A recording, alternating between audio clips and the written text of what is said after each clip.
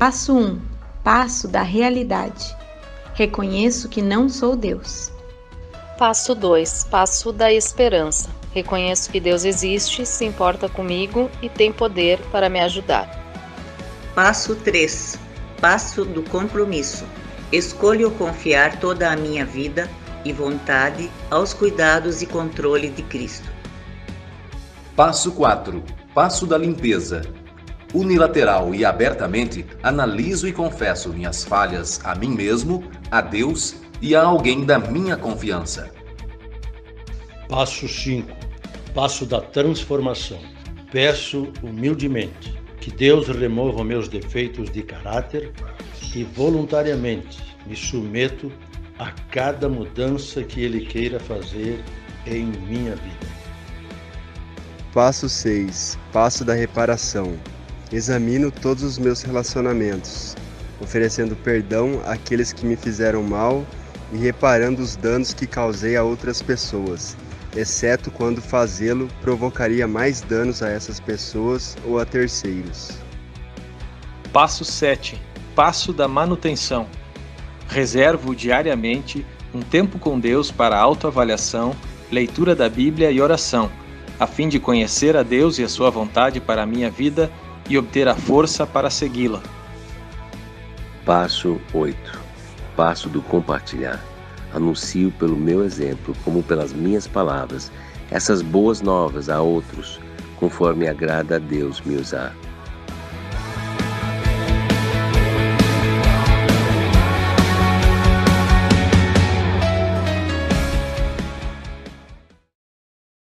Ele foi desprezado e rejeitado pelos homens, um homem de dores, experimentado no sofrimento como alguém de quem os homens escondem o rosto. Foi desprezado e nós não o tínhamos em estima, mas certamente Ele tomou sobre si as nossas enfermidades. Sobre Ele levou as nossas doenças. Contudo, nós o consideramos castigado por Deus atingido e afligido. Mas Ele foi transpassado por causa das nossas transgressões. Ele foi esmagado por causa das nossas iniquidades. E o castigo que nos trouxe a paz estava sobre Ele. E pelas suas feridas fomos curados. Meu nome é Shane. E eu quero dizer que nós vamos falar hoje sobre passo 8. Reciclando a minha dor. E dizer que essa questão de reciclar nossa dor e virar aquilo, trazer aquilo que veio para nós como tentação, como queda, como pecado, como dor, ataque, e virar isso em vitória, isso ser instrumento de alcançar a vida de outra pessoa. Isso não começou conosco, não começou com essa igreja, é do plano de Deus desde o início. Esse texto que falei agora de Isaías 53, 3-5, fala que a profecia sobre o Messias, aquele que seria enviado, já vinha embutida a ideia do curador ferido, aquele que traria cura através das suas próprias feridas. Eu queria tentar pelo menos dar alguma resposta para essa pergunta universal de por que temos sofrimento e por que nós temos dor. Por que Deus permite a nossa dor? Às vezes a gente ouve a pergunta dessa forma: por que acontecem coisas ruins com pessoas boas? Em alguns enterros ou visita no hospital, ou eu estando no hospital, essa pergunta já foi levantada até por mim. E descobri no decorrer do tempo que, na realidade, a pergunta está errado na raiz, porque perguntar por que acontecem as coisas num mundo que está cheio de pecado e sofrimento não ajuda, mas o que ajuda é dizer o que pessoas boas fazem quando acontecem coisas ruins. E Deus já nos deu essa resposta. Aquela única pessoa que é boa, que é Jesus, Ele veio e pagou o preço em nosso lugar. Então, nosso chamado é para responder diante de um mundo cheio de dor, para permitir que a nossa jornada seja um resgate para outras pessoas. Agora, quando você for perguntado essa questão de por que Deus permite dor, quero te dar 4 respostas que podem te ajudar, pelo menos ter algo para considerar você mesmo e falar para outras pessoas.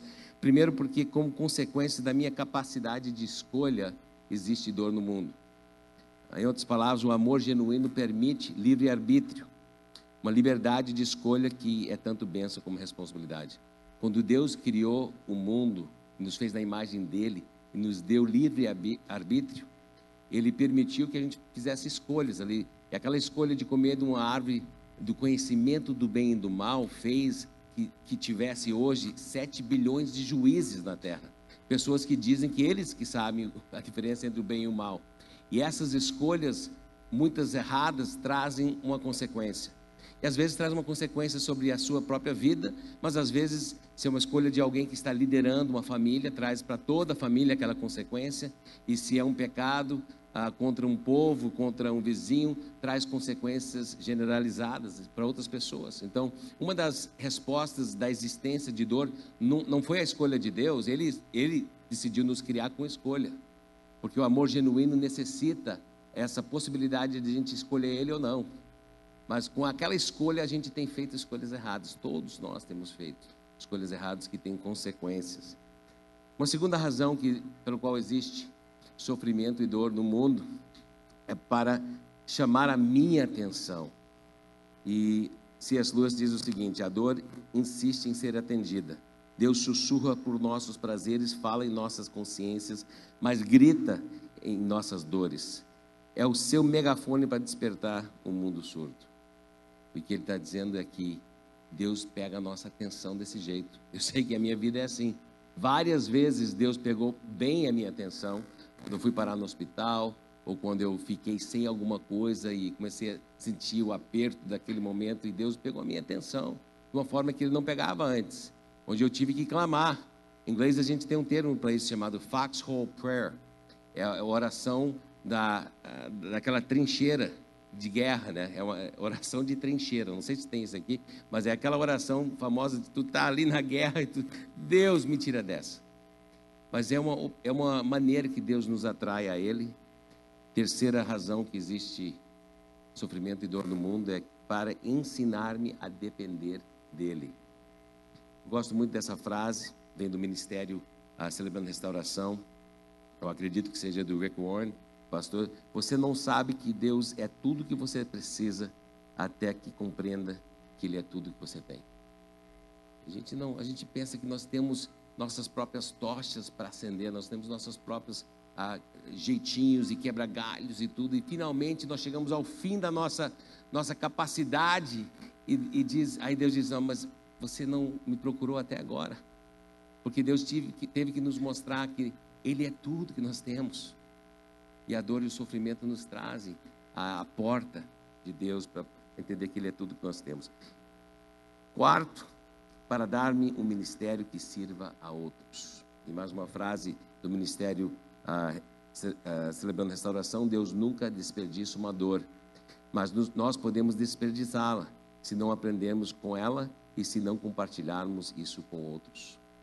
A realidade é que tudo que acontece para aquele que crê e aquele que ama o propósito de Deus acontece para o nosso bem. Tudo acontece para o bem, tudo contribui para o bem. E quando a gente entende que nossa vida realmente Deus está fazendo aquela obra de arte individual, com o nosso nome ali, que Ele está fazendo uma pintura e você é a obra dele, você pode dizer que, olha, descansar numa situação que nem, falando com o Márcio e a Nay agora, sobre o carro deles foi roubado. Mas antes da gente ver o Márcio, eu conheço o Márcio. Eu estava lá em casa, em Gravataí, quando eu vi a notícia, Michele olhou para mim e disse: o Márcio deve estar dando risada, né? Eu conheço o Márcio, ele está dando glória a Deus para alguma coisa, porque é a maneira que eles vivem. Eles sabem que isso faz parte da grande história deles, que Deus vai fazer alguma coisa através disso. Ninguém gosta de ser assaltado ou roubado, mas Deus usa situações assim para nos abençoar, para nos fazer uma bênção. Então a gente conhece a vida dele e sabia, não fiquei surpreso chegar aqui e dizer: Deus já me ensinou 2 coisas, 3 coisas. Cara, é isso. Por causa que sofrimento e dor nos trazem o ministério. Ele já estava fazendo esse último parte aqui, usando o seu momento para ministrar para outras pessoas. E é isso que a gente quer falar no 8º passo, reciclando a sua dor em serviço e ministério para outras pessoas. Tem um livro que impactou muito a gente, eu e a Michelle, que é chamado The Wounded Healer. Isso aí tem em espanhol, eu acho que não tem em português. Traduzindo diretamente, a palavra seria o curador ferido, e é aquele que cura através das suas feridas, baseado nesse texto que citei agora há pouco, de Isaías 53. O Henry Nouwen, que realmente ele era um padre, ele trabalhou em Notre Dame, na escola de Notre Dame, Yale e depois em Harvard. E ele escreveu 2 livros que fizeram um grande impacto no mundo cristão. Ele já é falecido. E esse aqui foi um, The Wounded Healer, e o outro foi O Retorno do Filho Pródigo. Mas esse livro aqui é muito profundo sobre a necessidade que nós temos de aprender com Jesus, de usar as nossas feridas para se tornarem cura para outras pessoas.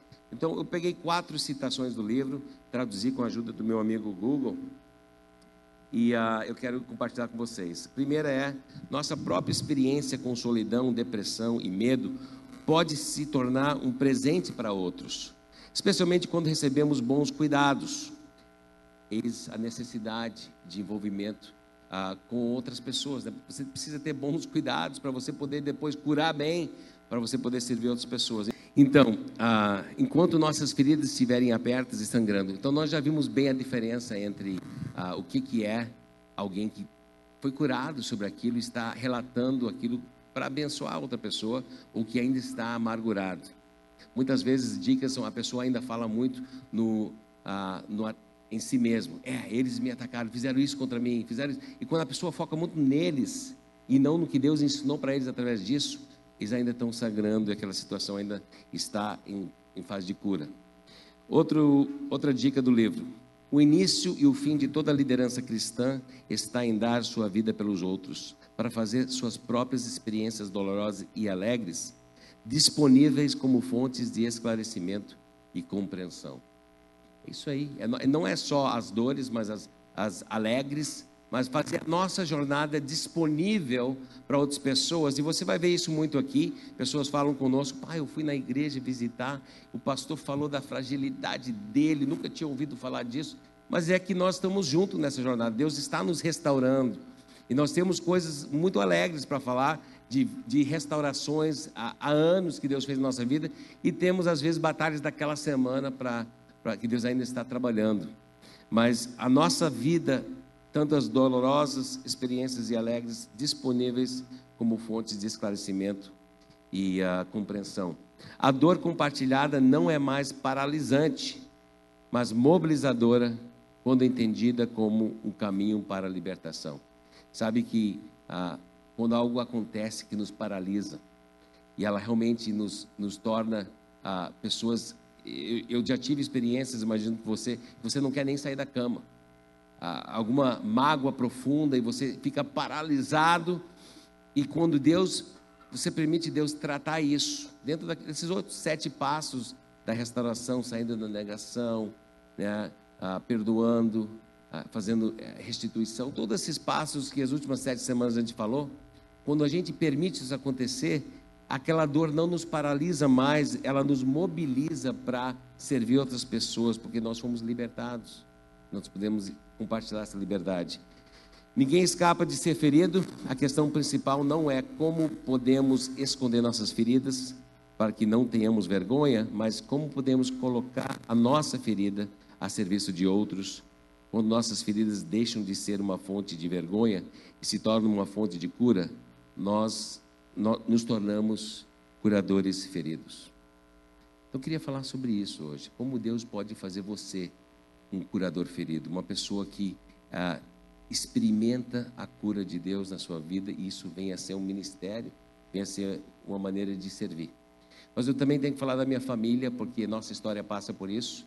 Eu aí atrás, meus filhos, agora eu vou dizer assim, nossos filhos são uma bênção, né? Quem é pai sabe que é uma alegria do Senhor, realmente é a alegria do Senhor ter filhos, né? E poder orar por eles e investir nossa vida neles e eles ligar pedindo dinheiro lá da faculdade. Não, essa parte... e hoje é mais difícil. Tem o TransferWise, que, pai, TransferWise já de uma conta para outra, infelizmente é mais fácil hoje transferir, né, o dinheiro. Mas é uma alegria investir na vida deles. Eu queria dizer que esses 2 filhos, a Camila está lá na Austrália, ela está servindo a Deus, aprendendo a escrever músicas para a glória de Deus, e a gente está em comunicação com ela direto. O Gabriel está servindo lá nos juniores aqui hoje à noite, e ele está último ano de 2º grau. Ele fala do desejo dele de servir a Deus com a vida dele, talvez como pastor de adolescentes, mas ele também quer aprender a cozinhar, ele quer ser um pastor que sabe cozinhar. Então, que bom, né? Mas sabe, vai ganhar muitas ovelhas aí com né, risoto e isso aí. Agora, essa foto foi tirada, eu acho que bem por aqui, no final de um culto, assim, a gente estava sentado aqui, eu não sei se foi tu, Juscelio, mas alguém tirou essa foto aqui. A gente estava muito feliz no final de um culto, e Deus tem nos dado uma família feliz. E se você olhar essas fotos, com certeza você vai dizer, olha que legal, uma família que está servindo a Deus juntos. É o que a gente fala, mas tem sido uma batalha. Todo dia tem sido uma batalha, ano após ano a gente pensa que finalmente chegamos, passamos por aquilo ali, chegamos. E algumas dessas batalhas eu queria compartilhar com vocês, para vocês saberem como Deus tem feito das nossas feridas.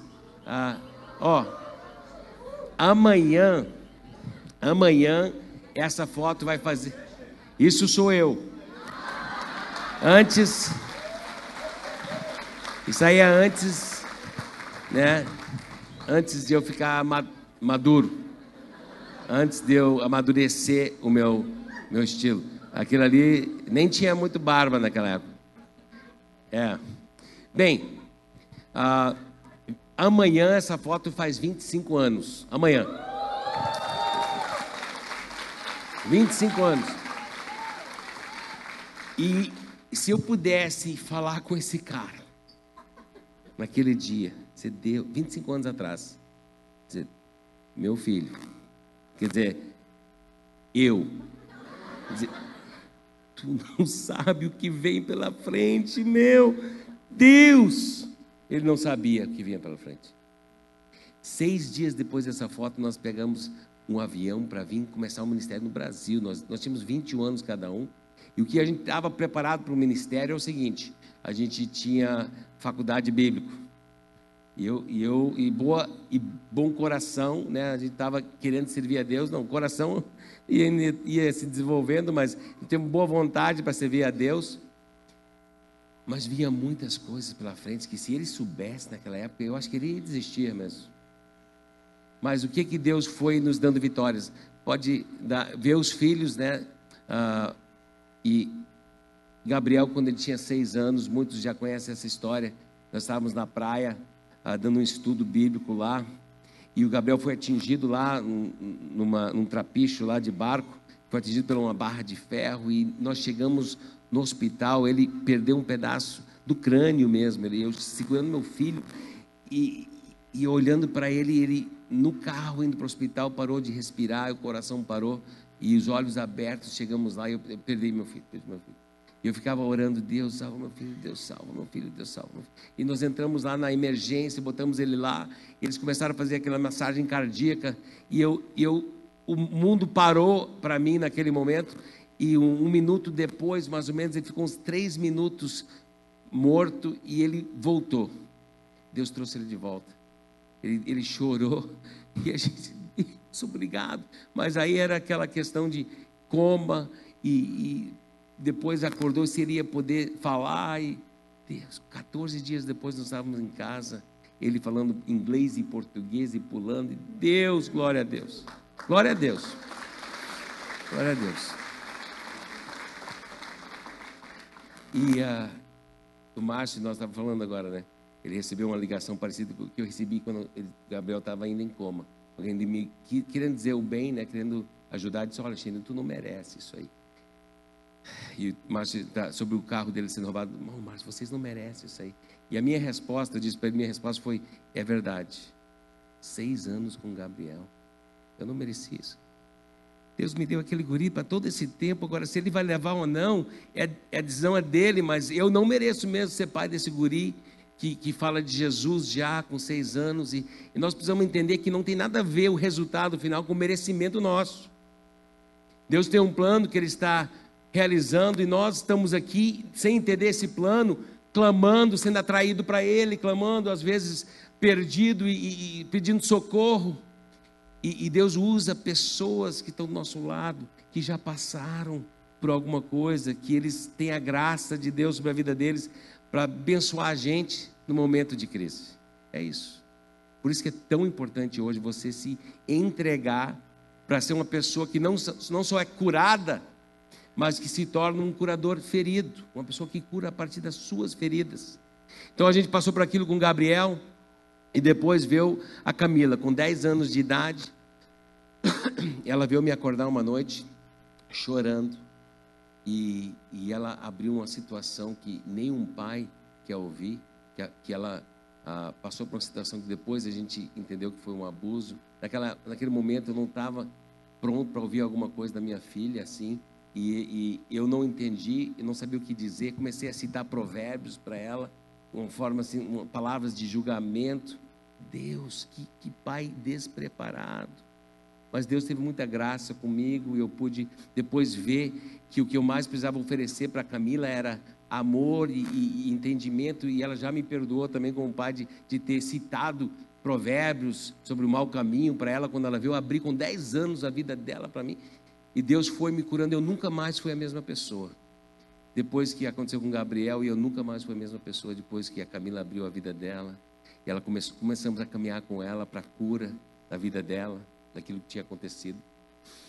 E a igreja entrou junto, ajudou e tivemos que fazer decisões bem difíceis, assim, deixar tudo, vendemos nossa casa em Gravataí, nos mudamos para Porto Alegre, para ela ficar mais perto do amontoado aqui, mais perto aqui, alguns anos depois, né, quando ela já estava no amontoado, mais perto da escola, tiramos ela daquela escola, fizemos vários sacrifícios para qualquer coisa para salvar nosso filho. Nossa filha. Eu quero dizer para você que tem adolescentes, às vezes eu falo com pais, o que é que eu faço? Qualquer coisa necessária, para a glória de Deus. Aquilo que Deus te permitir. Mas tirar daquela escola, será que... Sim, vale. Mas eu não tenho dinheiro. Nós vendemos nosso carro para poder pagar ali. Fui de um carro, era 2008, o Palio Weekend, para um Escort 97. Para não ter que ter uma prestação para poder botar eles no colégio, onde ela ia ser mais protegida. Nós fomos de ser dono de uma casa para pagar aluguel, para tirar eles daquele lugar onde nós estávamos, para botar eles num lugar mais saudável. Qualquer coisa é possível diante de Deus. Fiquei horas acordado de noite e ela dormindo. A Camila começou a passar por um processo de corte, onde ela se cortava, e a gente começou a ficar louco. Deus, como é que nossa filha... Nós oferecemos todo o amor nessa família para ela, e ela está se cortando, e a gente não conseguia entender aquilo ali. E Deus foi nos dando pessoas que vinham perto, a gente escutava o conselho e obedecia a Deus, e Deus nos deu o milagre da cura na vida da Camila. Glória a Deus, da cura da vida da minha filha. Até no último ano que ela teve no Brasil, ela era estagiária nossa aqui, e ela já com vitória nessa área. Outros pais vieram procurar ela para poder, através das feridas dela, ajudar a ser uma cura para a filha, o filho deles. Deus faz isso. Mas pais, nós precisamos tomar posse. Eu me lembro que eu chamei a Camila para a sala uma vez, e a família disse, olha, seguinte, Camila, vindo de onde eu vim, Batista Fundamental, a gente não fazia isso. Eu disse, Camila, vamos botar a mão na cabeça. Eu disse, Deus, ela nunca mais vai cortar em nome de Jesus. Ela está curada disso. E começar a declarar a graça de Deus sobre a vida dela. E era muito janta e almoço, pai, filha, muito presentezinho de dizer, olha, Camila, você tem alguém que te admira e tudo, não precisa procurar em outro homem. E sabe que ela me falou, estava fazendo um discipulado alguns meses atrás, e ela ligou com o WhatsApp vídeo lá da Austrália. E eu estava no meio do discipulado com um pastor nosso aqui, e eu disse, só um segundo, a Camila está ligando. Ô Camila, tudo bem? Aqui, ó, o nosso querido pastor aqui, eu estou fazendo o discipulado aqui com ele. E ela, tá, eu ligo depois. Não, mas ele entende, tu está ligando para a minha filha, ele vai esperar. Então, e aí? E ela disse, pai, eu tenho que te falar. Tem outras meninas aqui na faculdade que estão correndo atrás de guri. É um namorado essa semana, outro. E sabe, eu não faço isso, eu não estou atrás de nenhum guri. Sabe por quê? Eu não preciso, você me deu muita atenção. Deus, glória a Deus. Mas não foi fácil, e foi muito choro e muito clamor a Deus, e através daquilo, Deus foi curando as nossas feridas como pai, como mãe, e dizendo assim, eu quero que você seja um instrumento para outras pessoas. Então não só isso, mas daí teve talvez o mais difícil na nossa jornada. Em 2008, a Michele, eu estava já chegando perto da Montserrat, a gente estava no momento do nosso ministério, muitos já ouviram a história, mas talvez muitos também não, onde eu estava pregando no retiro da Montserrat, ainda não era pastor da Montserrat, estava só visitando, e eu tinha uma pregação em 30 minutos, foi dia 18 de maio de 2008, nós estávamos prestes a celebrar nosso 16º aniversário de casamento, e nós tínhamos uma pregação já programada, pedido pelo Júnior, Xene, traz uma pregação para os nossos jovens sobre como ter um casamento à prova de fogo. E eu falo para a Michele, daqui a pouco, né, nós estamos num momento romântico ali, as crianças estavam no ministério infantil, glória a Deus, era só nós dois. E aí eu disse, Michele, eu te amo, tenho sido fiel a você desde o início, vou ser fiel até o fim. E a Michele fica no silêncio, ela diz, Xene, bota sua mão aqui no meu coração. E estava batendo rápido, e ela disse, Deus está me dando coragem para confessar que eu não tenho sido sempre fiel a você. Que lá quando a gente chegou no Brasil aqui, teve um período de tempo onde eu não fui fiel. E acabou meu mundo. Ali acabou. Minha vida ali, como se fosse... todo ano eu ia para os Estados Unidos para treinar os novos missionários, a gente ia, e nós tínhamos 3 igrejas iniciadas em Gravataí, e tudo que Deus tinha feito desmoronou naquele momento de Deus, que vida! A gente está aconselhando outras pessoas, e isso aconteceu no meu casamento. Eu fui, agora para te ver a situação, eu fui e preguei aquela mensagem, 30 minutos depois, porque eu tinha muito medo de desapontar as pessoas. Eu tinha uma imagem para manter, então fui e preguei uma mensagem sobre como ter um casamento à prova de fogo. 30 minutos depois, a Michele me confessou isso. Saímos daquele retiro, 5 dias depois, 5 dias terríveis, onde eu sabia que meu tempo de pastor tinha terminado, e recebemos uma ligação dos Estados Unidos que o irmão da Michele faleceu, que nós tínhamos que ir lá. Então, nosso 16º ano de casado foi lá nos Estados Unidos, no enterro do irmão dela. E no retorno, já comecei de novo xingar, criticar, né? Falar tudo que você pode imaginar. E a Michele chegou de Xene, eu acho que eu me senti liberto inicialmente por falar, mas agora eu acho que eu vou morrer de tanto você me condenar e eu não consigo, e a gente precisava de ajuda. Então eu pensei, quem é que eu pensei? O professor do seminário que mais conhece teologia, o melhor dos debates, o cara que fazia bons debates. Não, pensei o Doug. Doug era um professor do seminário que a esposa dele tinha deixado ele. Ele sofreu muito, mas ele superou aquilo. É um homem de Deus e tinha superado o pior. E eu tinha criticado ele, porque o casamento faliu. E agora quem é que eu ia ligar? Liguei para o Doug. Ligamos para o Doug e ele atendeu lá nos Estados Unidos. Ele disse, Xene, falou para a Michele, palavras de graça, e nós estávamos quebrados ali. Ele disse, Xene, você vai passar por algumas fases. A primeira vai ser negação, depois ódio. E se você deixar teu coração chegar a perdão genuíno, um dia Deus vai usar isso para o bem. O Doug estava falando do passo 8, mas eu não sabia disso. Ele estava dizendo que você vai poder ser um curador ferido. Mas eu não estava pronto para ouvir isso. Desliguei o telefone e falei para a Michele, eu quero ouvir você falar. Deus nunca vai usar isso para o bem. Quero ouvir você falar isso. E a Michele chorando, Deus nunca vai usar isso. Imagina, meu coração dizendo assim, eu não... Como é que Deus poderia... Que arrogância do Doug dizer que Deus vai usar o que está me ferindo para o bem.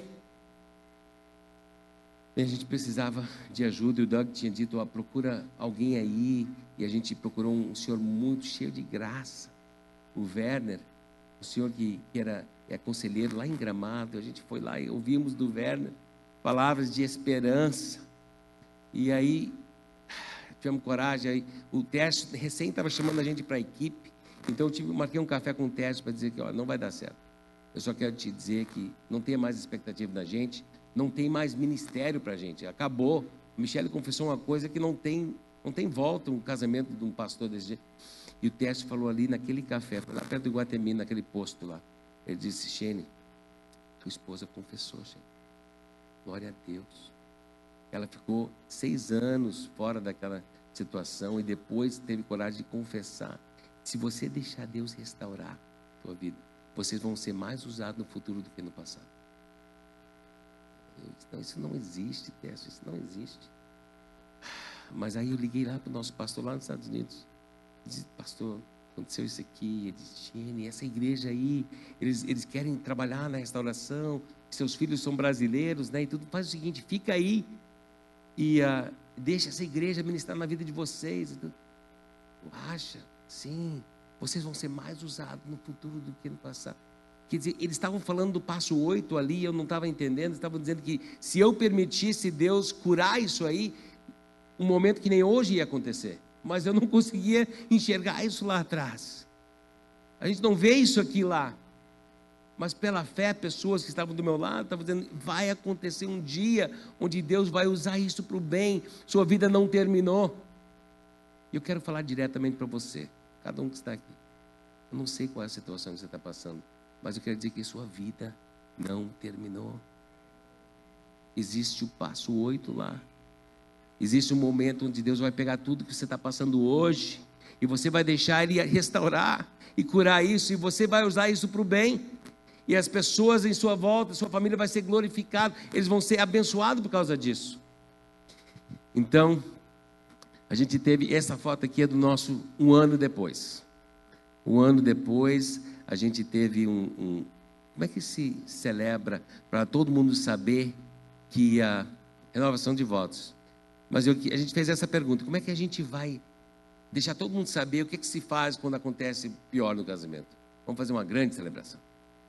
Fizemos um casamento com todos, a equipe aqui pastoral e mais os missionários. A gente tinha sido despedido daquela missão, quando a gente abriu com eles, fomos despedidos, mas os missionários vieram como padrinhos. O Gabriel e a Camila estavam no casamento como dama de honra, e o best man, não sei como é que se fala, mas o Gabriel. E foi uma grande festa para todo mundo naquela região saber o que se faz quando Deus restaura um casamento. Alguns meses depois, o traficante daquela vila chegou lá em casa, num domingo à noite, e ele disse: Shane, a gente tinha orado para ele, um cara perigoso, muitos daqui conhecem ele, porque depois ele se tornou membro da Montserrat. E ele veio lá em casa um dia, ele disse: Shane, eu estou pensando em matar minha esposa, mas eu ouvi que você teve uma situação no teu casamento e você perdoou, então eu queria te ouvir primeiro. Sentou ali, cara, senta aí. Falei da história de redenção de Gênesis até Jesus. O cara chorou, entregou a vida a Cristo e foi batizado aqui na igreja, bem ali, ó.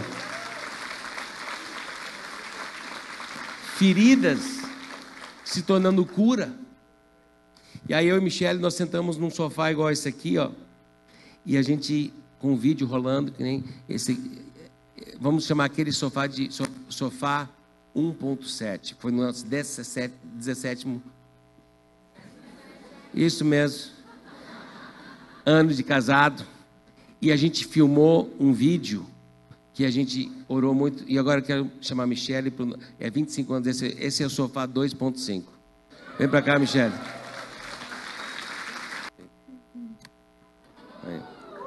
Amém. Eu armei todo essa pregação, o sofá, para poder dar esse beijo na Michele aqui, na frente de todo mundo. Aquele primeiro sofá, a Michele lembra bem, foi um ano de restauração. Coração batendo assim, mas Deus tinha falado muito claro. Ele falou assim: uma restauração aberta será uma ferramenta de redenção mais poderosa do que um perdão secreto. Tive que anotar e traduzir. Falou em inglês, eu traduzi. É que Deus estava dizendo para nós que nós seríamos curadores feridos através do que Deus tinha feito. Então, quando a gente filmou e com muito temor a Deus e oração, os dois segurando a mão, assim, a Michelle segurando minha mão, e fomos ali no Enter e upload para YouTube e Facebook, foi para o mundo. Nossa história de casamento, de perdão e tudo, e também que Deus estava fazendo na minha vida, porque inicialmente a Michelle tinha aberto que ela tinha passado, mas eu era um pastor que era viciado em pornografia, e nunca tinha sido infiel de fato no casamento, mas isso é infidelidade, você deixar sua mente ir. E eu tinha tantas coisas para ser curado, e por causa da confissão dela, Deus usou isso aí na minha vida. E nós fizemos um upload daquele ali, aí veio de tudo. Veio pessoas, né, dizendo, sai daí, pede para sair, e para de fazer vergonha para o reino. E veio outros cartas, vocês são exemplo, graças a Deus. Tem pessoas que estão prontas para ouvir e outras pessoas não estão prontas para ouvir. Mas a gente sabia que Deus tinha nos chamado para falar. Então eu queria convidar a Michelle no sofá 2.5, agora com muito sorriso. Lá foi com muito nervosismo, né? Daquele outro sofá, com também a câmera rolando. Fala o que Deus tem feito de lá para cá, o que a gente aprendeu. Bem, a gente aprendeu muita coisa mesmo. Mas para te ver com quem a gente contou primeiro, né? Eram pessoas escolhidas, sabe? Pessoas que também eram feridas. E não é história para todo mundo escutar no início. Então, se você sabe que tua história tem que sair para outras pessoas serem curadas, tem que também ter muita sabedoria em saber com quem eu vou contar, né? Para quem eu vou contar minha história. Porque realmente no início muita gente não preparada para ouvir e só tinha palavras de condenação e julgamento, né?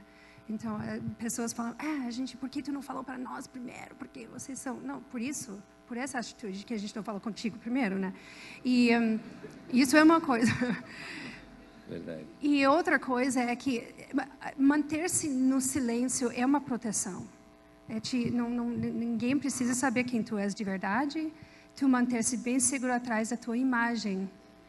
Só que quando eu estava eu já tinha parado, já tinha saído disso aqui, de jeito nenhum vou um dia contar essa história, porque imaginei muitas coisas, muitos jeitos que podia terminar a nossa história, mas assim, Deus usando a nossa história para ajudar outras pessoas a serem curados, nunca imaginei. Então, é uma baita mentira que Satanás coloca na cabeça. Tua história é uma desgraça. Fica calado, fica atrás da tua imagem e fica bem ali. Mas, gente, eu nunca na minha vida voltaria para lá. Diariamente a gente conversa. Nunca mais entre nós tem barreira, tem máscara, nunca mais. Porque não adianta, é uma prisão e não é uma vida de verdade viver naquela prisão. Eu sei que do outro lado da história é muito medo, é muita dúvida, é muita coisa, mas deste lado, que liberdade. Eu vivo livre, graças a Deus. Glória a Deus. Amém. Essa próxima foto foi tirada esse ano da nossa família. Tem uma história também que foi depois do negócio de casamento, foi coisa de saúde, outro tipo de dor e sofrimento que Deus também tem usado. Quando eu parei no hospital 10 dias com AIT e fiquei pensando que ia morrer, e Deus, ali naquele espaço, que eu chamo barriga da baleia, que é o pré-internação, lá no porão do Moinhos de Vento, lá eu fiquei 4 dias, mais do que o Jonas ficou, né? Eu fiquei 4 dias e 4 noites ali, e Deus falou muito, nunca fui a mesma pessoa depois daquilo ali. Mas sabe, teve uma noite, eu tinha tido 3 AIT. AIT é aquele mini AVC, eles chamam. E eu estava com medo de dormir. Estava com medo, se eu dormir, eu posso não acordar. Passei uma noite com Deus, assim, lutando com medo. Aí eu entreguei tudo para Deus, escutei o louvor. Melhor noite de sono que eu me lembro. Acordei de manhã e a primeira coisa que aconteceu, batendo na porta ali, uma enfermeira. Shane, você é pastor? Eu estou internado, pelo amor de Deus, com uns tubos e tudo. Sou. Eu sei, tem 2 pacientes aqui que precisam de atenção. Eles estão com medo de morrer. Deus. Acabei de ganhar essa batalha, Deus. Mas Deus não deixou esfriar um dia aquela vitória para já usar como curador ferido. E um era cristão, um era crente, o outro era ateu. Dois estavam com medo de morrer. E eu com a minha negócio, né, puxei, né, móvel, fui lá. Oi, tudo bem? Ministrei, né? Eu quero dizer assim, ó, Deus está no negócio. O negócio de Deus é de fazer o que ele falou lá em Isaías. Começou com seu filho, de tomar sobre si as nossas enfermidades, as nossas dores, de ser considerado alguém de quem o homem vira o rosto, de fazer isso, de pegar suas feridas e virar em cura. E nós, como cristãos, somos imagem de Cristo, nós somos seguidores de Cristo, nós temos que fazer o que ele fez. Mas eu estou olhando para tantas histórias que imagino que deve ser uma riqueza. Michele, imagina a riqueza das histórias que tem aqui, que talvez estejam escondidas atrás de paredes de vergonha. Deus quer destruir isso, em nome de Jesus. Ele quer levantar um povo restaurado, pronto para compartilhar, e você não precisa ter a mesma história que a outra pessoa. Mas como é que eu vou ministrar sobre casamento, como o meu problema foi com saúde? Não, você só precisa ser curado. Se você saiu da negação, deixou Deus curar a tua vida, você está pronto para escutar com graça e amor. É isso que você mais precisa. É menos falar e mais escutar. Mas gente não está pronto nem para escutar. Mas quando você entende quem você é em Cristo, quem você era e quem você é, você está pronto para escutar. Então Deus construiu essa família aí, mas não foi uma jornada perfeita. Foi que nem a família de vocês. E nós estamos aqui pela graça de Deus. Agora eu queria te mostrar alguns versículos que Deus tem nos ajudado na jornada. Michele, fica à vontade para comentar se quiser aí. 2 Coríntios 5:17. Portanto, se alguém está em Cristo, é nova criação, as coisas antigas já passaram, eis que surgiram coisas novas. Quais são as coisas novas que surgiram? O texto continua. Tudo isso provém de Deus, que nos reconciliou consigo mesmo, por meio de Cristo, e nos deu um ministério de reconciliação. Ou seja, que Deus em Cristo estava reconciliando consigo o mundo, não levando em conta os pecados dos homens, e nos confiou a mensagem de reconciliação. Nós fomos reconciliados para reconciliar. É isso. Não seja egoísta. Deus fez um trabalho na tua vida para você fazer isso para outras pessoas. Continuando no versículo, diz: portanto, somos embaixadores de Cristo, como se Deus estivesse fazendo o seu apelo por nosso intermédio. Por amor a Cristo, lhes suplicamos, reconcilie-se a Deus. Isso virou missão. O que Deus fez para você vira a tua missão. A sua dor vira teu ministério. E deve ser intencional. Outro texto, 2 Coríntios 1, 3-5. Bendito seja o Deus e Pai do nosso Senhor Jesus Cristo, Pai das misericórdias e Deus de toda consolação. Que Deus nos consola em todas as nossas tribulações. Para que, olha só, Deus nos consola para que, com a consolação que recebemos de Deus, possamos consolar os que estão passando por tribulações.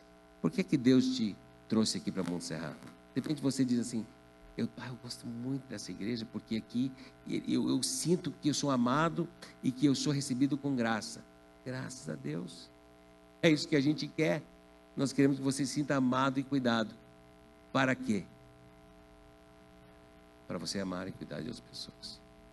Sai da cadeira, meu amigo. Sai de trás do arbusto, sai de trás da parede. Deixa Deus te curar para que a sua consolação venha a ser o consolo de outra pessoa. É orgulho que nos mantém recebendo de Deus, mas não abençoando. 3 dicas para quem deseja reconciliar e consolar como um curador ferido. Primeiro, seja honesto. Não precisa inventar uma história magnífica de muitos pecados que tu não fez. Não. E também não precisa dizer que tu não fez coisas que tu fez. Seja honesto. Eu me lembro de tanto ouvir histórias, né, onde com atitude talvez errado, adolescente na igreja, eu vi os caras glorificando o pecado, falando: eu fiz isso. Não, tem uma atitude correta em que a gente fala a nossa história.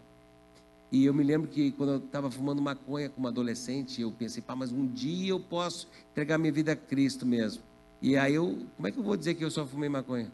Aí eu experimentei 2 outras drogas aí para Se um dia acontecesse um testemunho, cara, que coisa, que trauma, né? Por quê? Porque eu acredito que, claro, isso é uma coisa bem traumática mesmo, mas nas igrejas que eu frequentava, o testemunho glorificado era do cara que fazia as coisas punks e era...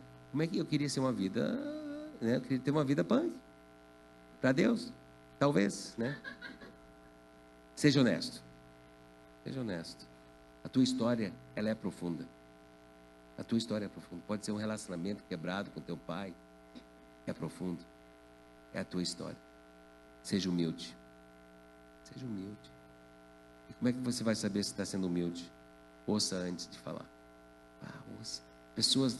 Olha, eu não sei, eu sou pastor junto com os outros aqui, eu não sei se alguém escuta conselho aqui. Não funciona conselho. Eu falo as coisas, então faz o seguinte. E eles vão e fazem o contrário. Quer dizer, 1 em 1000 segue um conselho. Mas todo mundo quer ser escutado. E você pode dizer, Shane, mas como é que eu vou aconselhar uma pessoa passando pelo divórcio, estão quase divorciando, o que é que eu vou falar? Não fala. Escuta. Escuta com ouvidos de graça, de amor e ore. Hoje, depois dessa pregação de manhã, uma irmã nossa me pegou bem aqui e disse, Shane, estava chorando. Ela estava dizendo, Shane, essa semana alguém veio e me pediu, e me falou da vida deles, e eu estava com perguntas, e eu tive que dizer, eu não sei o que falar, mas eu estou contigo, eu estou junto. Tu leu o livro do curador ferido? Porque essa é a conclusão. Tu tem que dizer que tu não sabe, e que tu está junto. É isso. O Espírito Santo vai falar muito melhor do que nós. Seja honesto, seja humilde, ouça antes de falar. Mas nós chegamos a um momento que é muito importante, que é o fator e daí. Escutar a nossa história, mas você passou tempo aqui comigo. Esses minutos que a gente passou juntos, tem que valer alguma coisa para o teu futuro. Eu não quero que isso vá assim, sair, entrar no ouvido e sair. Eu quero que valha alguma coisa para o seu futuro. Queria olhar aqui e Deus me deu alguns desafios. 3, para você considerar hoje. O primeiro é muito simples, entregue sua história a Jesus. Diz assim, eu troco minha vergonha por sua restauração. Você talvez está aqui, você precisa mais disso. Deus, eu quero trocar a minha vergonha pela restauração que você oferece. Eu te entrego a minha história hoje. Tem alguém que agora mesmo, só com a sua mão dizendo, Deus está falando comigo, eu preciso entregar minha vida a Jesus. Amém. Tem mais alguém? Sim. Glória a Deus. Diz, olha, eu quero trocar a minha vergonha para a sua restauração. Quero pertencer a Jesus Cristo. Tem mais alguém? Tem o segundo, liberte a sua história. Aí eu acho que entra todo mundo. Mas vamos falar com você que está ouvindo especificamente de Jesus hoje. Liberte a sua história. Saia da negação. Entenda que existe 100%. Quando eu e a Michele começamos a tratar nosso casamento, tinha 2 porcentagens que tinha que cuidar. O meu 100% e o 100% dela. Agora, a arrogância e o julgamento faz a gente pensar que o nosso 100% é menos ruim do que o do outro. Mas Deus me falou muito profundo. Shane, você era cuidador daquele jardim. Você era o pastor dessa família. E lá no início, quando eu estava iniciando o ministério, antes da gente casar, namorando, eu pregava para jovens lá nos Estados Unidos para se manter puro, mas eu não estava me mantendo puro. Eu estava ensinando para minha futura esposa que nós somos hipócritas.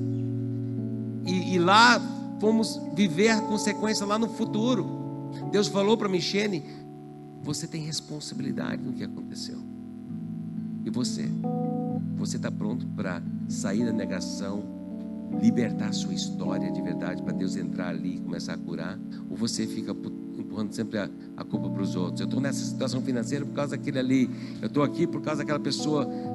Não, toma posse, deixa Deus curar. Terceiro, use sua história. Como a gente quer ter um corpo cheio de pessoas com força e coragem, restaurados no Senhor e em restauração, que vamos dizer assim, Deus use a minha história. Não deixa passar uma semana, Deus. Não deixa passar um dia sem que alguém venha, que eu possa ouvir com graça e sem julgamento, e poder, se eles quiserem ouvir verbalmente a minha história, poder compartilhar ali com coragem. Nesse ponto aqui, eu creio que Deus está falando com pessoas agora. Talvez você tenha uma história de restauração, mas ninguém sabe, por causa da vergonha, por causa da parede assim de aparência, de imagem. Deus quer quebrar isso, meu irmão, minha irmã, Ele quer te usar. Queria convidar você para ficar em pé onde você está. Sei que Deus está trabalhando, Ele está agindo em corações. Esse é um lugar seguro. Esse é um lugar onde os pastores já deixaram bem claro que nós estamos em restauração. E não é um lugar onde você pode tomar teu primeiro passo, para mostrar que você vai deixar a tua história ser usada por Deus para restaurar pessoas. E eu te convido, primeiro aqueles que levantaram a mão, que disseram, eu quero entregar minha vida a Cristo hoje. Primeiro você, eu quero convidar você primeiro. Nós queremos dar uma atenção para você agora. Você que levantou a sua mão, diz, eu quero entregar minha vida a Cristo. Ou de repente você não levantou a sua mão, mas você quer vir agora. Você que quer entregar a sua vida a Cristo hoje, venha, sai do seu lugar. Nós queremos orar contigo agora mesmo. Pode vir aqui para frente. Nós vamos te esperando aqui. Graças a Deus, uma mulher vai orar contigo aqui. Amém. Vem aqui, por favor. Você que... Graças a Deus. Glória a Deus, que vitória. Amém. Deus está falando contigo. Eu quero entregar minha vida a Cristo hoje. Saia do seu lugar agora mesmo. Vem aqui. E agora você, que Deus sabe que Deus está falando contigo. Deus está falando sobre libertar a história e eu ainda preciso ser restaurado. Ou Deus tem feito tanta cura, mas eu não tenho coragem para falar para ninguém. Deus quer te tirar esse medo, meu. Deus quer tirar esse medo. Quem aqui tem passado por restauração? Deus tem restaurado a sua vida. Você foi chamado para ser um curador ferido. Mas Gene, pessoas podem nos xingar, pessoas pensar que a minha vida não é perfeita. Ele foi desprezado e rejeitado pelos homens, um homem de dores e entendido de sofrimento. Ele tomou sobre si as nossas enfermidades. Ele tomou sobre si as nossas doenças. Pelas suas feridas nós fomos curados. E Ele chama você e eu para ir lá fora e durante essa semana levar a sua história de redenção e dizer, Deus, usa-me. Usa-me. O que vai acontecer com as trevas numa cidade que nem Porto Alegre, quando 1.500 pessoas começam a falar da graça de Deus na vida deles e ouvir histórias com graça? O que vai acontecer? Deus vai envergonhar as trevas. Deus vai envergonhar o poder do inimigo. Ele vai levantar um povo de restauração que o mundo não vai saber o que fazer com a gente. Seja parte disso. Recicle a sua dor em restauração para outras pessoas, em nome de Jesus. Michele vai encerrar com uma bênção sobre o nosso povo. Michele, você é uma mulher de Deus. Eu te amo.